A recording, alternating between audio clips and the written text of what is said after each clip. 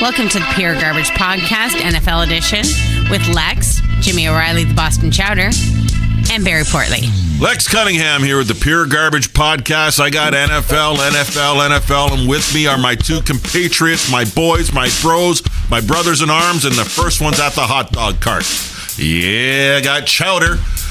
Jimmy O'Reilly. I'm right here, Lexi boy. Oh, right on. Jumped right in. And then I got Barry Portley. Hey. With the Bills chant still. You're just sticking that dagger right into my heart. He's wearing a Bills cap in my basement. I am. Is that the one from the road trip that you got stuck at the border at there, Portley? That's the one we drove to, the one we had a blast and Chowder missed out on. Yeah, because Chowder got denied access to the United States of America. Bum, bum, bum. All right, boys, let's get this NFL talk up and running. We're not going to do picks. We're going to wait for the playoffs. Got that out of the way. Top QBs in the NFL. And then we'll go with top running backs right now for this season anyway. Who's shining, who's not? Let's go top quarterback.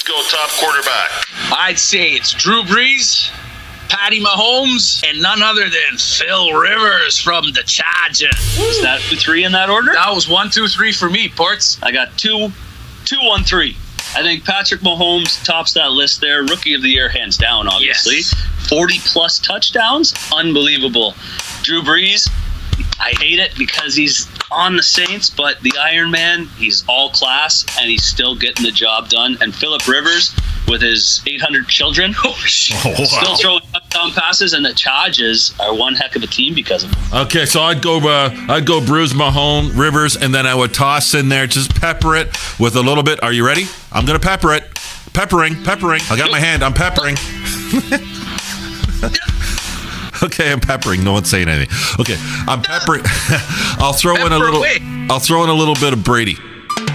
Oh, nice. Okay, let's move on before Chowder takes his shirt off. I did. You already did. All right. Okay, let's go with top running backs. Portley. I'm going to go number 1, hands down. NFL MVP. Todd. Number 2, it's got to be Zeke, the freak, Elliott. And I'm going to go with a combination of 2 rookies, Saquon Barkley, and because he only started half the season, the exciting, the up-and-coming Nick Chubb. Of the good old Cleveland Browns. You actually barked. Yeah, how about that, Closet Cleveland? Browns fan, this guy. Oh, yeah. Well, so am I. A little bit, so am I. Not as much as Chowder, but we both called the Browns to make the playoffs. How's that looking, Chowder? Buddy, there's a chance. There's a chance if they run the table and Pittsburgh F's up, but it doesn't look like they will. Who knows? Rape might. We'll see. You guys are high on Bud Light. Now we got some problems in New York and way down south in Florida and Tampa Bay. Both franchises disappointing fans. Surprising some NFL experts. Primarily, I think Tampa Bay more than the Giants. Yeah, Tampa Bay was expected to make the playoffs this year. They were an underdog for a couple teams, even though the Jameis suspension, but started strong, and Dirk Cutter took care of the rest. Poor old Bucks. Well, let me tell you about the Giants, though. I'm so happy to see them struggle and to see them lose. That's the team I hate the most. I think they need a coaching change. I think they need to get rid of Eli. And I think that kid, Saquon Barkley, needs a better offensive system. Why get rid of Eli? Isn't that offensive line very porous? Yeah. What do you think, Chowder? Well, you know what? Porous in what sense? They seem to be doing good for Saquon Barkley to be doing what he's doing. They have zero pass protection. I can see that. Because that line but also, Eli can't throw a ball if his life depended on it. Maybe they should have, grabbed somebody like our boy that was in Buffalo. Oh, Mr. Allen. Shoulda, woulda, coulda. Too late now. Woo! And then in Tampa Bay there, Portley, Jameson Winston's been a bust. Oh, big time. And he's up on a contract renewal year coming up. We have the option on him. We're stuck. Get rid of him. We're stuck. It's not a quarterback draft year. Fitzmagic is a all-time great backup. and nothing more, we're stuck with James. Get rid of him. We're stuck with him. We're going to re-up him one more year. It's going to be, we've got one of the number one offenses in the league, and this team is pathetic year in and year out because the guy can't win a big game. He throws picks in the big games, and the coaching stinks. Dirk Cutter and Jameis Winston, not a playoff combination in Tampa. You got to get rid of one or both. Get rid of them. And insert somebody who could play that quarterback position and who could call plays. It's a young defense. It's still learning. Get rid of them. Playoffs, not with those two guys. Not with at least one of two of them.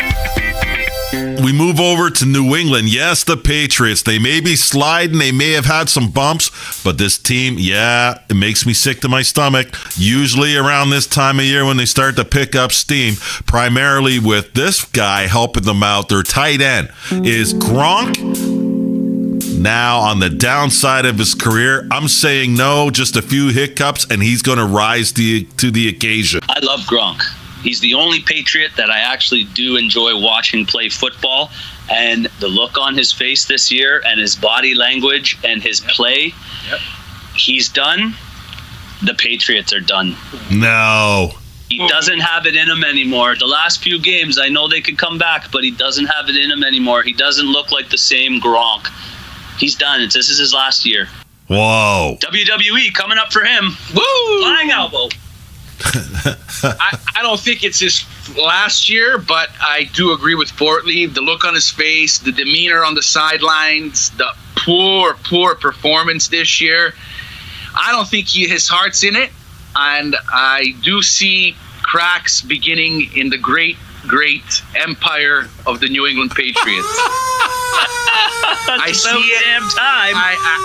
It saddens me to say it, boys, but I don't think we're going far in the playoffs. Not the way we've been playing, especially the last two games. As a Bills fan, I'm happy. Plays next year, he'll be a Jet. As a Bills fan, I'm happy to hear that, but I don't believe it because the Patriots have slid before. They've had a few weeks or a minute of trepidation before that team turned it around. And you're saying this year is not going to be a good playoff year for them.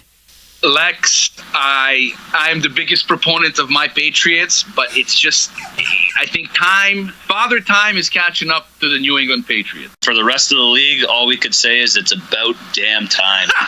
I'm not calling it yet. Not until as they would say in the old days, the obese lady has sung.